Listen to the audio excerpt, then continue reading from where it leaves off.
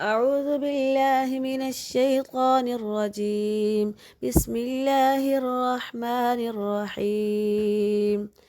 إذا السماء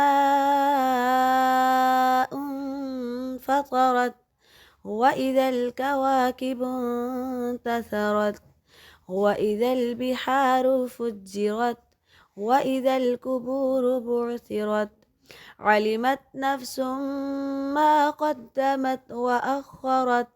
يا أيها الإنسان ما غرك بربك الكريم الذي خلقك فسواك فعدلك في أي صورة ما شاء ركبك. كلا بل تكذبون بالدين وإن عليكم لحافظين كراما كاتبين يعلمون ما تفعلون. إن الأبرار لفي نعيم وإن الفجار لفي جحيم يصلونها يوم الدين وما هم عنها بغائبين.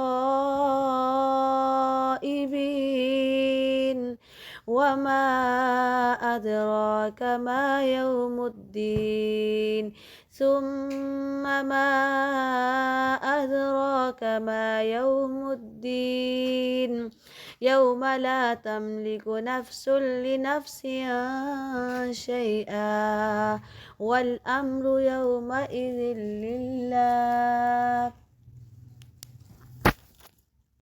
तर्जुमा।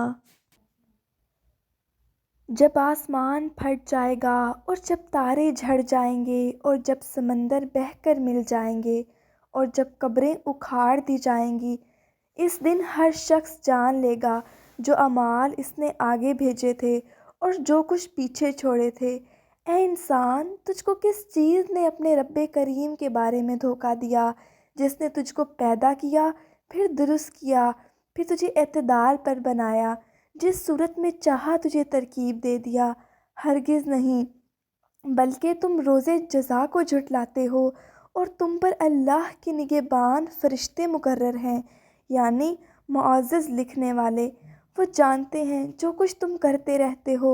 बेशक नेक लोग नेमतों वाली जन्नत में होंगे और बेशक बदकार दोज़ख में होंगे, जिसमें वो जज़ा के दिन दाखिल होंगे और वो इस जहन्नुम से गायब ना हो सकेंगे।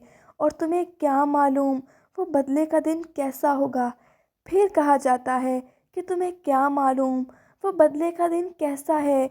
ये वो दिन होगा जिस दिन कोई शख्स किसी के कुछ काम ना आ सकेगा और तमाम हुक्म उस दिन अल्लाह ही का होगा।